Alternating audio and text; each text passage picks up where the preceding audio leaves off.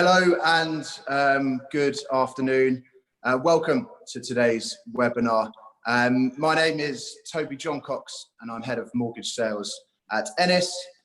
For those of you that don't know, Enness is the world's leading provider of, or world's leading brokerage for high net worth and ultra high net worth mortgage brokerages with offices all over the world and the ability to finance real estate assets almost globally.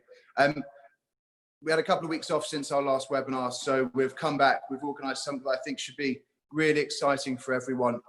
And I'm joined by the fantastically talented and hugely interesting Nicolas Roux of Rive Gauche, for which I was corrected on my pronunciation of yesterday. So Rive Gauche is this amazing business. It's multifaceted interior design and property project management company that can look after all elements of any luxury development, both residential and commercial and globally. So Nicolas, thank you so much for joining us today. Thanks for having me. You're in the office as well, so clearly. I am, yes. So there's not a lot of people here at the moment, but yes, back in the office is a little bit, it's nice to be back, I think. Yeah, super. So just by way of an introduction on today's webinar, we're going to be discussing how to maximise your luxury property investment.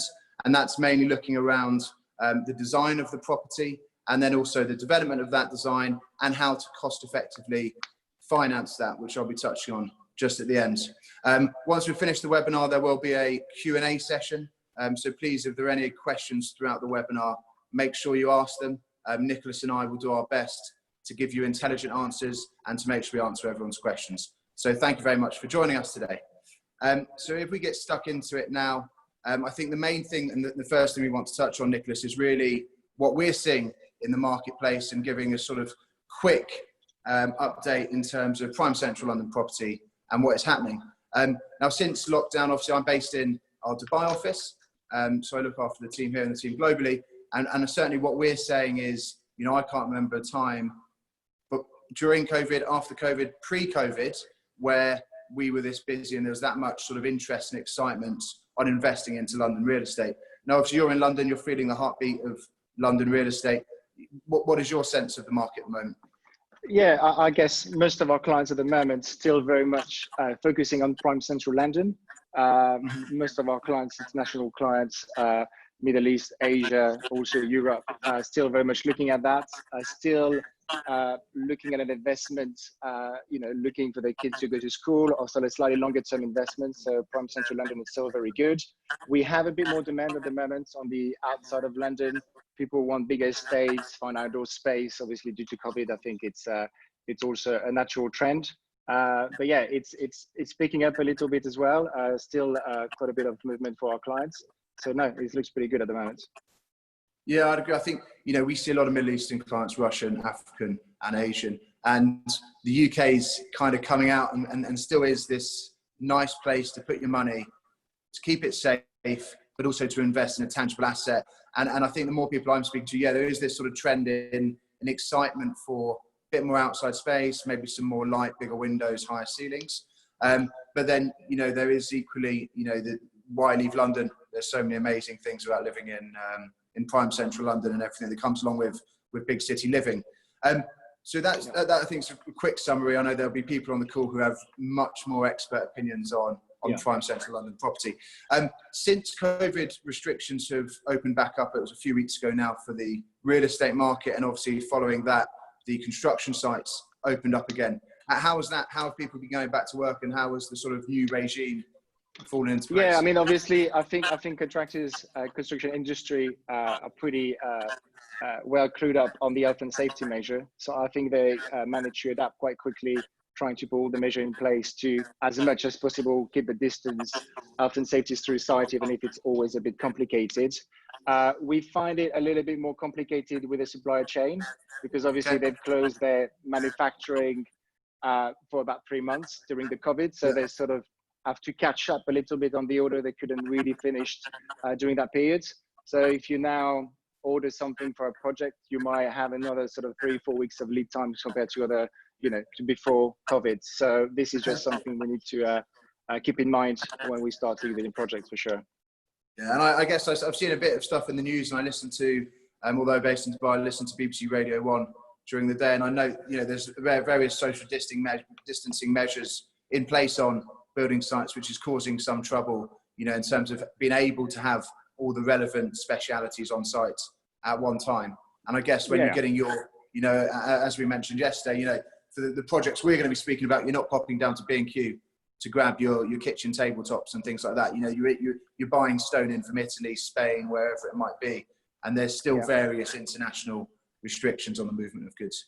Yeah, okay. I mean, it's getting better by the day anyway. So I think we're finding now things going back to normal. It's just, I will say, catch up from all the orders and all the projects that hasn't been delivered during that COVID period, because people obviously want to finish those and trying to sort of feed the new one.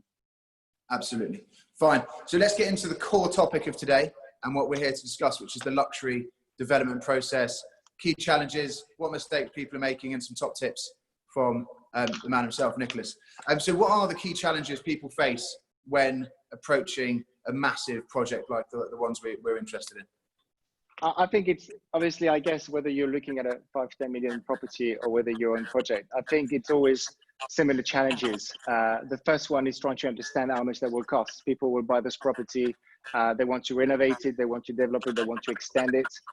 Trying to understand what money should they invest and making sure they can find that money at the back end of their project. That's key. So there's always a bit of a bigger debate at the beginning to try to understand and put a figure to the development of the project. The other part will be the timing, because obviously, especially on investment, if you want to buy a property and then sell it back afterwards, timing is essential. And it's always very important to, I will say, plan it properly, because often people will try to be a little bit more optimistic, and then that could create quite a lot of problem on your cost elements. The adding value bits, it's always, you know, what you're trying to chase, how to add value to your properties. Sometimes it can be adding space, sometimes it's going to be improving your space, or sometimes it's going to be creating that sort of more emotional value. So we can touch on that as well. And then where do I start? Because it's always, I think the construction and design industry, especially in London, there is a lot of different people offering different solutions. So it's quite fragmented for clients. So it's always quite difficult to understand where to go on the big project or even a smaller project. It's quite difficult for clients, I would say. Yeah, exactly. It's two thoughts for me there. I mean, we you know, people, the clients we deal with make big decisions daily. That, you know, where they're huge sums of money, whether they're in finance or whatever game they're into. But on a personal level, these projects are by a long way the biggest financial investments they'll make in their lifetime. And it's really critical, I think, and I've talked about this in my other webinars over the last few weeks, to build a core team at the start of the process. And, you know, I've sat more on the sort of standard purchase side of things in the other webinars. So accountants, lawyers, mortgage brokers, and a good real estate agent to find you that perfect property. And that's to be done prior to really getting stuck in and looking at anything. But when you're looking at a big project, where does someone start? How does someone get their teeth into an 18-month build? Obviously, you're the expert. Where does someone go from the start? Yeah, absolutely. I think you're right. I think even at that level, any property investment will be a major investment. So I think you approach that a little bit like you approach a business. Yeah. So when you start a business, you will want to plan for this. You want to understand your objective, the vision you've got, and then you're going to start putting your business in place, employing people around that in order to deliver that project. And property, I think, is very much in the same remit. You will approach the project and structure your project differently if you were to do, I buy a property, I renovate it, I'll sell it, or if you buy your family house that you know you're going to keep for maybe 5 years, 10 years, and you're going to use as a pied-à-terre, for example, in London. If it's an investment and you want to flip the property quickly, time and budget is going to be essential. So you'll fully structure your project in that way, where you want to fix your time and your budget as quickly as possible. And obviously understand your market, because you're designing and developing a project for someone else.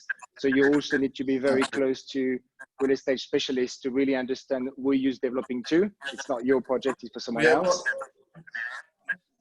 in the second webinar we did, which is on prime central London property and how what happens post-COVID, one of the major takeaways was investing, and this is talking to the building a property to sell on to flip, right?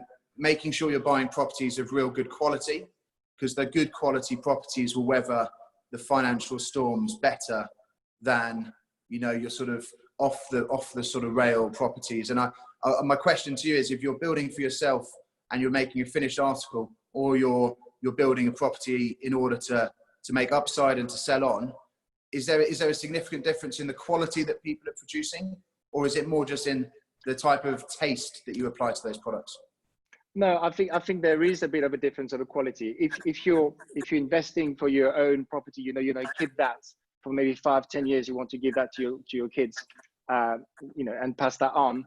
I think when you're investing, you're going to really think about the design, the aesthetic, the function, the durability of your property, because you're going to have to maintain that property for 5-10 years. On an investment, the quality is also important, but I will say you probably focus more on the aesthetic first, because you want to appeal to that market and the function. So maybe you're not gonna, I don't know, strip completely everything out if you don't have to, and start improving all these, you know, the thermal efficiency of your property, energy efficiency of your property, because that's something you're going to sell on, and maybe that's not required. So there are things that you're going to balance depending on what you want to do and how long you want to keep that property, for sure. Yeah, fine, fantastic. And then really in terms of, you talked on it earlier, the potential to add value to property. I think that's really what everyone's doing this for. I mean, if, you know, in an ultimate world, if you could buy the perfect product off the shelf, you always would, but it's like a suit. Getting a tailor-made suit just fits better, right? And buying a property, I guess, in a lot of ways is the same. But how do clients go about, maybe you give us some good insight on some projects you've done in the past, but how do clients go about adding real value to their properties when they're developing them for their own use or even for investment? Yeah, absolutely. I think there are 3 key elements to add value to your property that I can see. The first obvious win is create space. So if you can extend your property, you can dig a basement, you can add a floor. That obviously it's clear and simple. You're going to have more internal space, therefore you're going to create value. There are actually a good tip that maybe people don't know about is in the UK, you can go on planning portal online and you'll have access to all the planning history in your street and your area. So if you're thinking about doing an extension to your back of your house or adding a floor, you can see whether that's been approved by someone else before. So that's a nice way, if you're thinking about extending your property in that way, to have a quick look before you sort of, you know, go too far in the process. So that's one thing, creating space. The other part is improving the space and the function. So I can show you. Yeah, as they said on, I think it was Art Attack or Blue Peter, here's something we made earlier. That's it. Let's have a look. Okay. So tell us a bit, where is this project and what is it we're looking at here? So that's a project we looked at in St. John Woods. It's independent properties on a nice bit of land. It's over 4 floors. So you've got a upper ground floor, a lower ground floor, and the property hasn't been touched for 20 years when we looked at it. And this is just trying to express, or I would say show graphically, how to improve a space. So the first thing we did with that property, at the moment, all the living areas of the property were on the raised ground floor. So you had the living, the dining, the kitchen, and that was the only sort of, as we call, public space in the property where people entertain, where family gather together. On the lower ground floor, it was very much back of house, bedroom, technical space, not used a lot. So what we've done here, which I think was quite successful there, is we're basically creating a formal and an informal space, which for our clients, I'll say it's always very important to be able to have an area where you can entertain and have slightly more formal function, and you still have a family space on the lower ground floor. So here you can see on the raised floor now, it's that formal space where you have a connected dining and living area. So that's really your entertainment area. We've also put a study at front. That's quite nice if you've got working from home as well. You have guests coming in, you just take them straight to your office. You don't take them through the full house. And as you go to the lower ground floor, you can see the front of the garden here, which is slightly sunk down. We sort of increase that. So you open up much more, create that open dining and kitchen area. So that's very much your family space. And at the back of that, you've got a den, a playroom. So now you've got sort of clear function on your house, and that makes it much more easy to sort of usable for a type of clientele as well. Yeah, clearly defined areas. I mean, the one thing I see in Dubai all the time, real estate here is just much bigger than you see in the UK. And there's just so much sort of, you know, I've been to a few ultra luxury houses and just endless corridors and open spaces with no real sort of functionality. And you just feel somewhat like you're in a school corridor or a shopping mall. But, you know, utilizing space, creating rooms and creating functionality gives, I guess, massive value, right? Yeah, absolutely. And I think especially you're right, in London, we've got in brackets smaller properties than other places in the world. So it's also trying maybe to get rid of some of this circulation or incorporate circulation within your actual rooms. So it makes much more sense in the way you use the space, and it just creates a bit more areas. This is the first floor as well. Those are typical, I will say, added value bonus. So you've got existing a bedroom 1, bedroom 2, and a bathroom outside. On the other side, basically creating a separate dressing, a master bedroom, and an ensuite master bathroom with a, you know, with the showers and your double sink. That make it much more appealing to our clientele. They don't want to sort of have to walk out of their bedroom to go to their bathrooms. And you can see on the second bedroom as well, managed to have again bedroom, dressing room, and bathroom. So all of those elements will definitely add a very good value to any property. If you can try to have ensuite bathroom to all of your bedroom with a separate dressing, I mean that's the winner. Yeah, nothing worse than the argy-bargy at the sink at bedtime. Much nicer to have your own space, isn't it? And know where everything's left, even as far as having his and hers, so your toothbrush doesn't get stolen and things like that. So yeah, no, amazing. And when a client's approaching this, I mean, I've learned so much over the sort of last 2 weeks we've been planning this session and discussing things in more detail with you. But you know, what costs are involved in planning a project like this?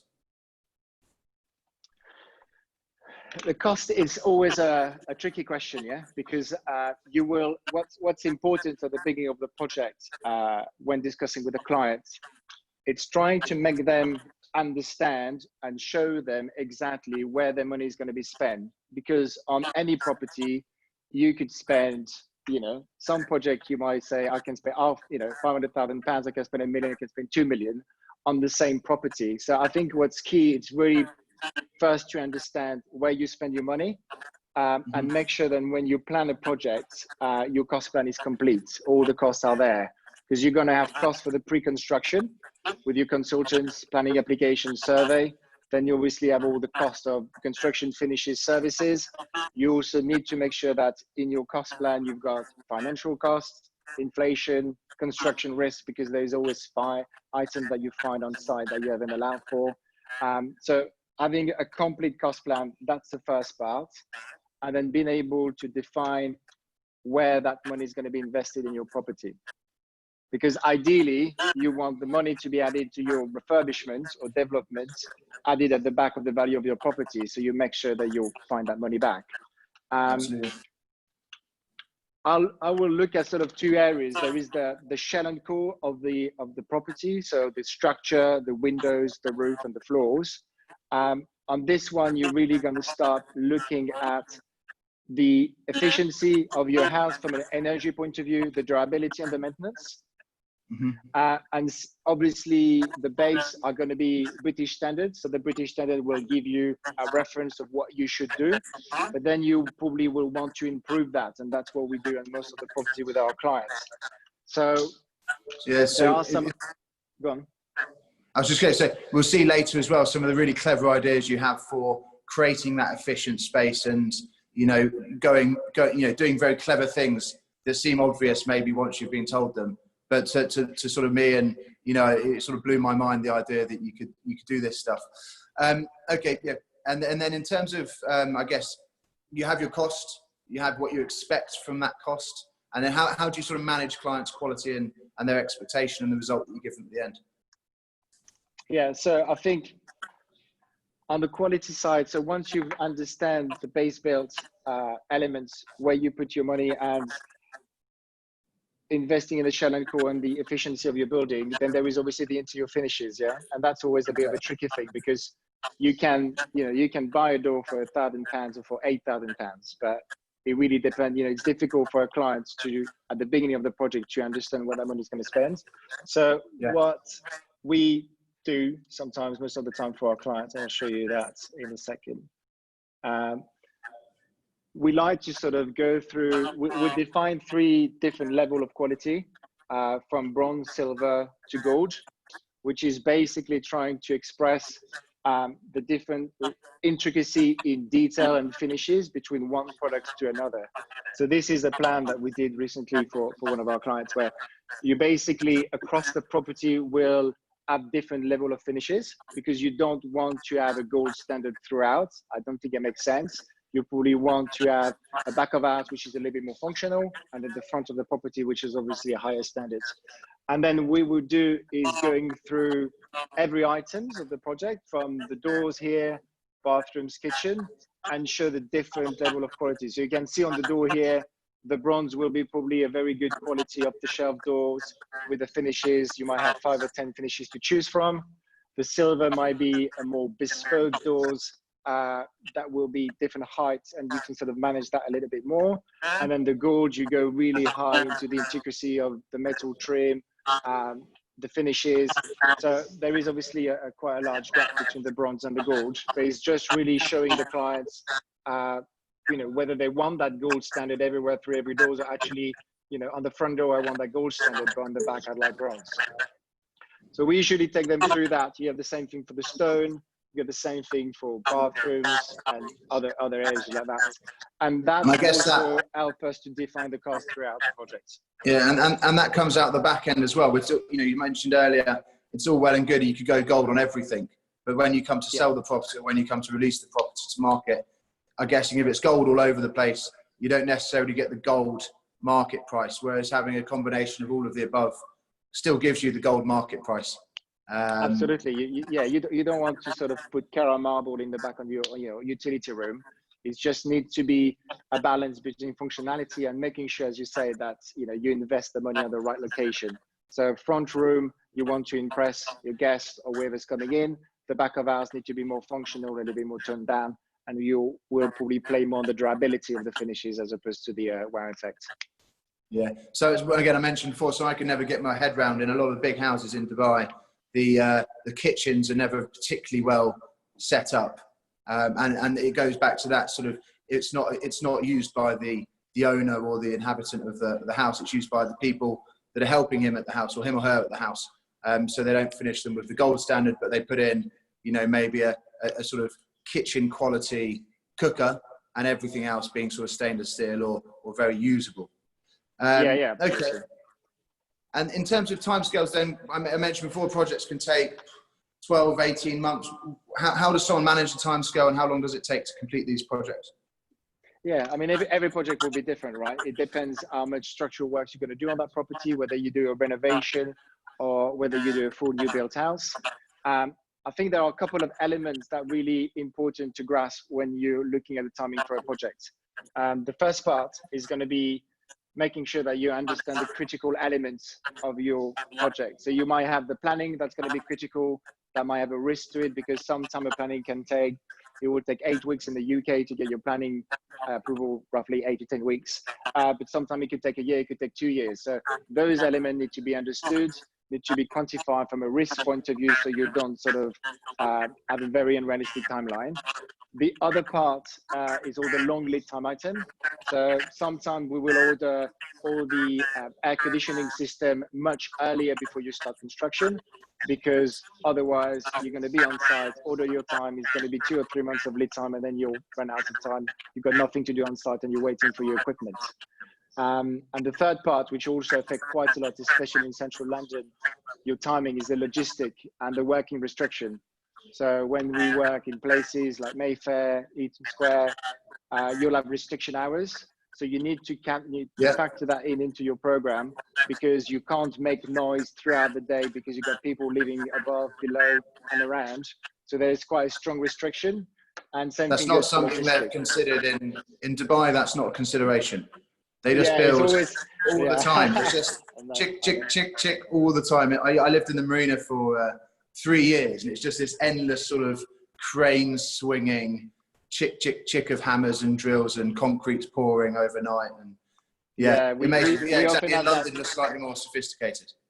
Yeah, we're often that discussion, and clients abroad sometimes don't understand that you build a hotel in 2 years, and it will take you 2 years to build like a penthouse over 2 floors, and they're like, what does it take so long? So obviously those elements are important to take into consideration, because it's just the way that it has to work here at the moment. Yeah, absolutely. And then, so everyone's done all their work, they've understood all their costs, their pros, they've done their best to make sure they have a successful project, and you've looked after them. But what are the typical mistakes people can make when approaching these big projects? I think the first thing that we often face, it's having unrealistic or non-clear objective. I'll give you an example. We had a couple of years back now, a client that will give us a lower budget than he was planning to invest on the project. So when you do that, trying to sort of save some money, we obviously design the project to the budget, therefore to a slightly lower standard than what you might want at the end to invest and expect. What does it mean is you plan all your projects to that lower standard. We arrive on site, he thinks, oh, actually, I've got a little bit more spare budget for my project. I'm going to start upgrading things on site. And that's where things starting to go wrong, because obviously your contractors will have to price variation. It will delay the process because there's a lot of planning before it goes into your project. So this is probably one of the main mistakes, is not really be sure of what you want to achieve and then change your mind halfway through the project, because that delayed everything. And once you got your contractors on site and you start to change your mind and delay your construction, that's where it's really going to cost you money, because obviously you'll pay for welfare, staff, all of the the contractors team which is there on site waiting for instruction, waiting to get the clear direction. You have to pay those people, but you're not actually progressing on your project. So I think that's where the cost is really ramping up. Yeah, fine. So unrealistic expectations is a big mistake. Underestimating the cost of the construction and getting to site too quick without making. So planning is fail to prepare to fail, which is an age-old saying, one that's been echoed in my mind since I was about 10 years old, and one that's critical on every level, I think. Yeah. What does it take then to deliver these super luxury properties? The attention to detail. What are the key things?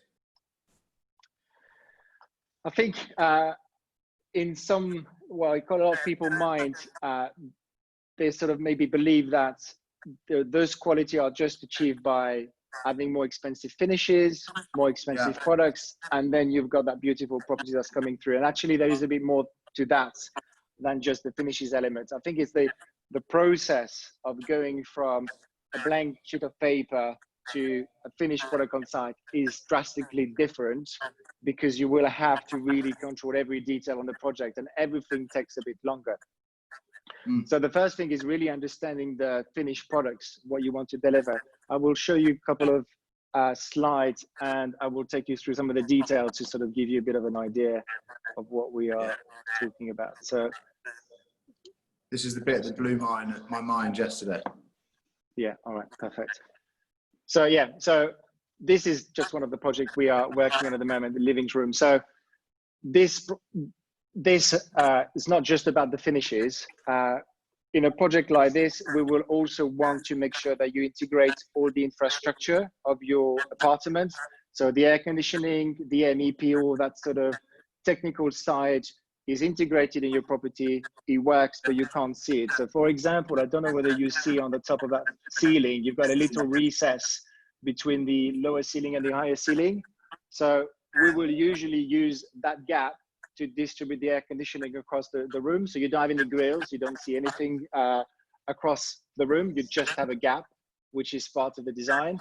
So those things take quite a bit of time to integrate, because you're gonna have to have a different system of duct system onto the MEP. You need to calculate, making sure you've got the right velocity of air through the ductwork. So that is one example of what makes a difference between that type of property and a more standard property where you'll have, you know, a unit on the walls and, you know, a grill on the walls and then everything is visible.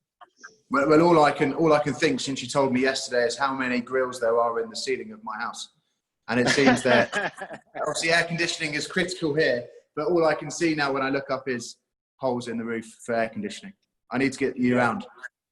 And actually what I didn't say as well is, so you will blow the air for the air conditioning across that gap here.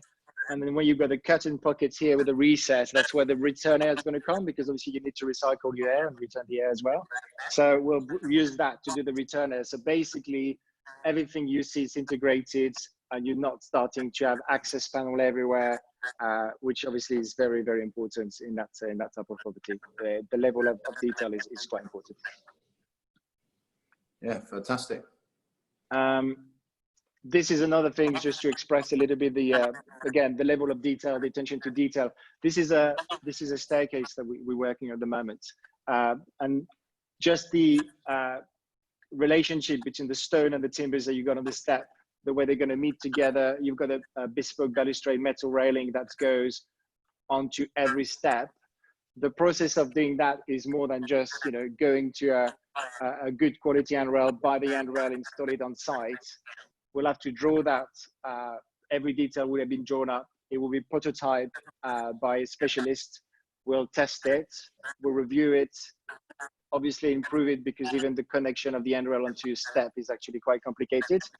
And then you'll just template it on site and install it. So all of that from a time element will have to be factored into your project, because it will take much longer to get that manufactured, installed properly and accurately, as opposed to just buy a product that's already made and just install it. So, and that goes through every detail, from the staircase, the skirting, the door architrave, across all your projects.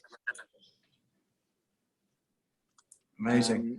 Yeah, and I guess that goes as far as including the light in the stairs and things like that. And that goes back to what you pointed out earlier, which is, if you plan all that at the start, it all fits into your plan.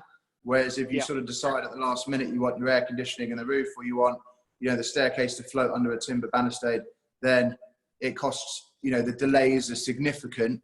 And that's on top of a sort of COVID world where, you know, there are delays in delivering the products as well, right? Yeah, no, absolutely. I mean, on a project like this, on any of this project, you might work with like 30, 40, 50 different specialists. So first you need to understand their process individually, and then you need to make sure that those people are well connected together. They're all specialist artisans doing very beautiful objects, but that takes time.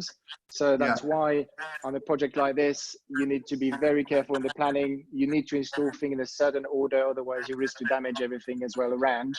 So there is a careful planning from a time point of view, as well from a detail element. And then, so what are we looking at here in this living room? So it looks like a great place to watch England versus France on the rugby. But what are the sort of unique, one day maybe, my friend. What are the unique twists to the design here? Well, you can see here at the back, we've got that sort of wine cooler that's bespoke as well at the end of the kitchen. So again, those bespoke fridge is quite complicated to achieve. It works like a fridge, but it's all bespoke. So you need to have all the fridge system to be separated, because you don't have the space, and you also don't want the noise coming out into the kitchen. So often we can offset that system of fan out, and then you just have to clad all the internal to avoid condensation. So that's quite an interesting piece at the back, that sort of wine coolers.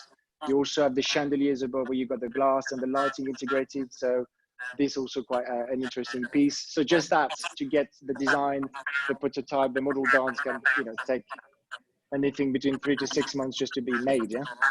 Wow. And then our last example is this open plan living and dining room. Again, you can see here, we've used the same scenario above the cornice to distribute the air conditioning into the rooms. So again, it takes a lot of planning and effort to achieve that, so you don't see anything. And this actually was a very separated existing apartment, so we knocked quite a lot of the walls out. So you then need to integrate the reinforcement of the structure in the ceiling, trying to achieve a flat ceiling across. So there's a lot of coordination that you don't see always on the visual, but they go in the background to be able to have a fairly, seamless flat ceiling all the way across without sort of any kink into the ceiling. Yeah, amazing. Absolutely amazing. I mean, I think looking at all those photos, I'd move into any of those in a heartbeat. So we'll have to Thanks. maybe keep my wife away from the webinar so I don't have to try and get you around to redesign the house. So look, that's super interesting. The creativity, the ideas, the pre-planning of developing and building these luxury assets for people in London and globally. I'll touch really briefly on financing these things because, of course, it's a critical part, and I'll talk as well about how we work with Nicolas and work with other industry professionals in order to make sure these things are as successful as possible, but also as cost effective as possible. So to touch on how these things are financed, it's slightly different to your normal mortgage or term financing. What a client would typically do is buy the property using a type of development financing, and that might come from a traditional lender or from a fund of some sort, or a bridging lender or a development financing lender, or even some various institutions. That lender would help to fund the purchase of the asset, so a set loan to value against the value of the purchase, but then they would also look to fund the ongoing works that you would do to the property, up to a set loan to value against the GDVA, which is the value of the property when it's completed. So I think what's really interesting there, we could talk there about the various different costs and ideas on rates and things like that, but those are very specific conversations to be had with clients, so you can get in touch with Enness anytime to do so. But what's really interesting there, I think, and it goes back to, I think, what really underpins the topic of this webinar outside of luxury property, which is planning and making sure you plan for success. Working with someone like Nicolas to put together an accurate cost plan and schedule of works, which gives you a key idea of when you need to draw the funds from the lender. So day one, you buy the property, they release their initial tranche of money, and then going forward, the secondary funds are not just released to you in one bulk. You don't just get the £2 million and it sits in your bank account waiting for you to start work. Those funds are released at sensible and interesting times as part of the project, so really when they're required. And what that does is it allows you not to be paying interest on unutilized funds. And that's something that's really impossible if you then go and sort of start making it up as you go, or, as we always see on grand designs, deciding that your front door needs to be at the side of the house rather than the front of the house, or the staircase needs to be a twizzly staircase instead of a central staircase. And it's these things that really add cost to these projects, both from the cost of financing the project, but also just from the operational and running costs that Nicolas is talking about. So look, I'm going to be naughty. We're going to do a quick conclusion and then we'll go into a Q&A and answer some questions from those watching. But I've got one in question I want to ask myself first to beat the queue. We talked about the design process. We talked about adding value, utilizing space. We talked about picking what products go into a property. In terms of applying for the planning and getting all that stuff in place, is that something you help with as well, or is that left to the sort of buyer? No, so what we will do normally on the planning side is very interesting because we do apply for certain plannings, but we find out, especially in London, that people are doing that day in and day out and they specialize in planning applications. So we usually will work with people that we know and trust, which are specialized in this, because the planning is two things: is the capability of understanding how to apply for planning, and also knowing the borrower, have a relationship with the borrower, so you really understand what they're looking for and try to avoid any risk of sort of apply something being rejected and we go back to planning.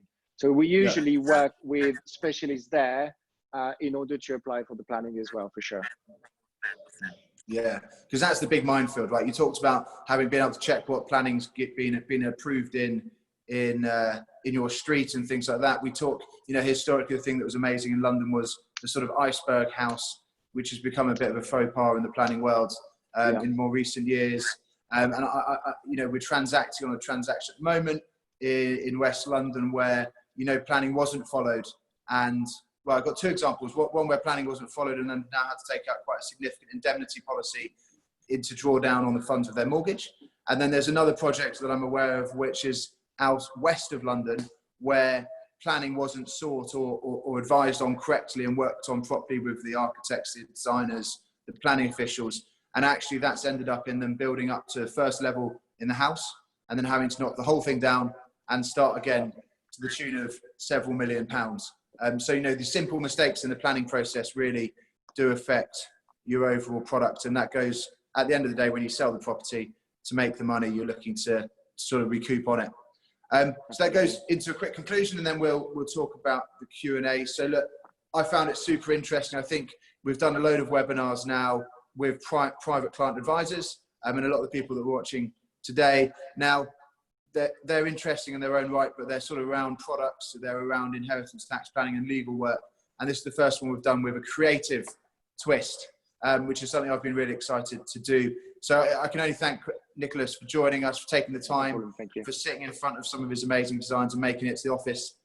Today, I refer most of my clients that are looking for advice on that interior design and project side of things to Nicolas. And I think, Nicolas, it goes from, you know, relatively small, well, not small, but to sort of medium-sized projects all the way through to large and mass-scale products. So I can't sort of vouch for the quality of Nicolas's work any higher. So thank you for joining us today. And you know, this will go live on YouTube later, and of course we'll be sort of blitzing everyone's inboxes with LinkedIn posts and things like that for feedback and various other bits and bobs. So let's have a quick dig around in the Q&A and just have a see and look as to what questions have been asked. I think we've got quite a few. Give me 2 seconds. Okay, so the first question, which I think we can probably both give a little bit of an answer on, which is now the right time to buy a luxury property? In my mind, it's always a good time to buy property because why not buy property and mortgage it? But I think we have to be more serious post-COVID and really understand whether it's the correct time to be buying real estate. Certainly the feedback that I'm seeing in the marketplace is everyone's very excited to buy property. Whether or not it's bottomed out at the back of COVID-19 and various other things that happened in the UK over the last few years, or whether there's still more to come. But I think people are interested for a multitude of reasons to buy property. And I think if you've got the right advisors around you, there's some great opportunities in London and other prime cities globally, as a place, A, to move your families for education, etc., and also B, as a place to sort of put your money. And I guess, Nicolas, to some extent, you would agree on that. Yeah, no, absolutely. I agree with that. I think with the time of the COVID as well, people sort of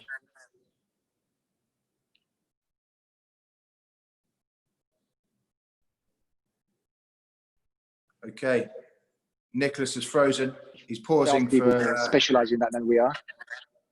You froze for a second, so I think you were pausing to build some atmosphere before you answer. Okay, perfect. So I was just saying that I think there are people that sort of thinking they will find a very good deal at the moment because of the situation. I'm not sure whether that's very true. As I said, we're not specialized search agents. We're working with lots of very good people on that front. But yeah, there are definitely some more activity because of that, and just people that's been away from the market for 3 months thinking they're going to want to buy. Now they're all coming back together at the same time. So that's why I think we can see it's a little bit more active, of course. Yeah, it's an interesting time. And how does someone know then they're buying the right property? What is there any sort of key top 5 things they need to look for or anything like that? Or is it about the professionals that give the advice? Well, I think from our side, I guess, all that sort of what we discuss about sort of, you know, understanding what you want to do with the property, how much you want to spend, how long it will take. We usually will do that for clients before they actually buy. So there is often we do a feasibility study on the property before they actually commit to purchase it. And this is probably a way just to make sure that with the property you have, if you know you want to do some development into it, you know that you can achieve what you need. So if you want an extra bedrooms or anything like that, you can understand the risk and the potential of that property before you actually commit. So I think that's definitely the best way to do it, is first looking at the risk and the potential before you buy. And then once you buy, then you can implement your projects. Fantastic. And you're back. And then what should people really be considering when buying or when choosing the interior design of a prime central luxury property? Well, I guess obviously, beyond the obvious skills and style, because obviously every designers, I guess, will have their certain own style. So people obviously come to designers because they've seen pictures of their projects and then they adhere to that. The other thing is just making sure that you can, you get on with the person you are dealing with, because a design process, could be anything between sort of, 10 months to 3 years. So there is we always build a fairly long relationship with our clients, and it's very important that you get on with that person, you can work with them. So I think that's key, really understanding it's as much as capability and skill as, people. It's a people business. We're meeting people on a daily basis regularly. So you need to be able to get on with them. I think that's definitely the key. That's the key thing. So get your mates to do it for you, or just find someone you like to do it for you. Yeah, exactly. So obviously we've talked today, slightly biased because we've, Enness ultimately finances properties in London and Europe. Is it just London in which you work, or do you work in other jurisdictions globally? No, actually, in the past and even now, we do actually work quite a lot across different countries. We work in Monaco at the moment, Switzerland, Kenya, Middle East.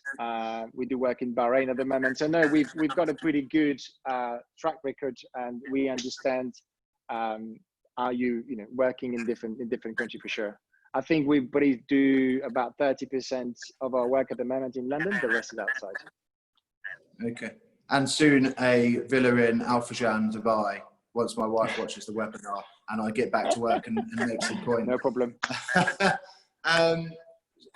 So you talk then about international projects. How do you manage those from sitting in London? I mean, the Enness model is very much we help people in various jurisdictions. So let's have offices so we can service them locally and make sure they're well looked after. How do you manage to manage clients globally on various projects? Yeah, so from on the design aspect, it's quite easy. All the design is done here in London. Whether you design a house in Dubai, Bahrain, Africa, you can design it. It's not an issue. And obviously, with all the technology now, it's quite easy to keep contact with our clients. On the project management side of it, where in London or south of France, we will manage the project from start to finish on the project management, being on site regularly and manage all the people that are working there. When it's other places like the Middle East or like Africa or like the States, we'll usually work with the local architect. And there's two good reasons for that. Is because you want someone on the ground day in, day out, that'll be able to eyes and be able really to manage everyone there. But also about making sure that all the local regulations, the planning elements need to be done by local. They know the market, they know the regulation. So we're working in tandem with the local architects when it's that. Yeah, fine. Super. And I kind of answered this question in the last question because I got excited.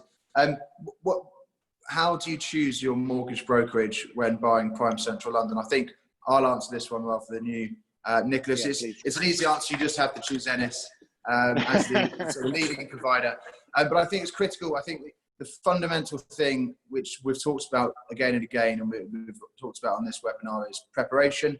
And that is, when you're buying a prime central London project or a property, it's critical to spend time upfront, invested in expert opinions, and not those guys that are working on the off chance they have one big transaction for the year. So I think you need to look at a brokerage that has global scope, which, with offices globally, I think Enness is well positioned to do so. And you need to talk to a brokerage that's set up, A, from their back office infrastructure, and B, from their banking relationship structure, who's well positioned to advise on large transactions.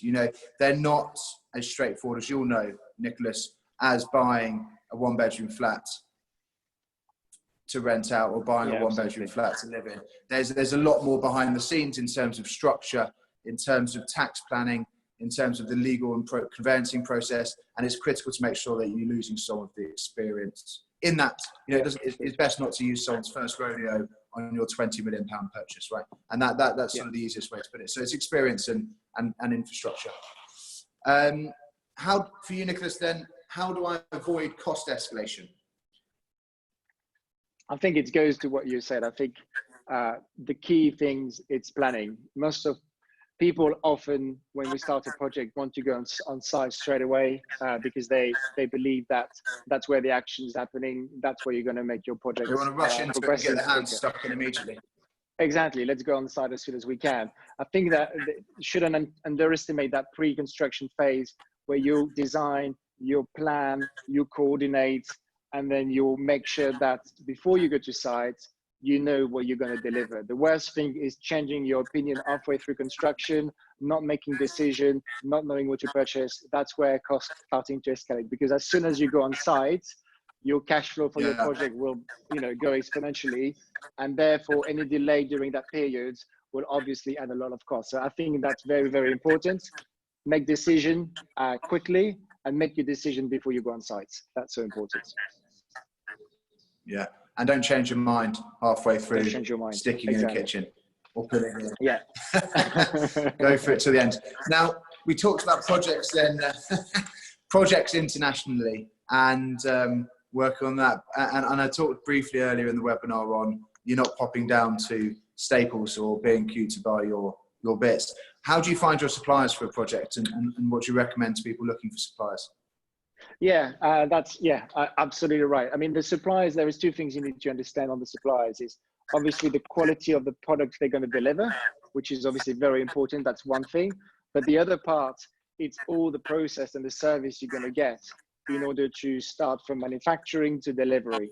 And on a big project, on any big project, this service part is so important, because anything that doesn't fall into place will have a knock-on effect on other trades, other people wanting to do the work, and that will jeopardize your project very quickly. So we usually want or like to work with people we've tested before and that we trust for that reason, because we know that they understand the quality of the project, and therefore we're not going to have any issue on the process.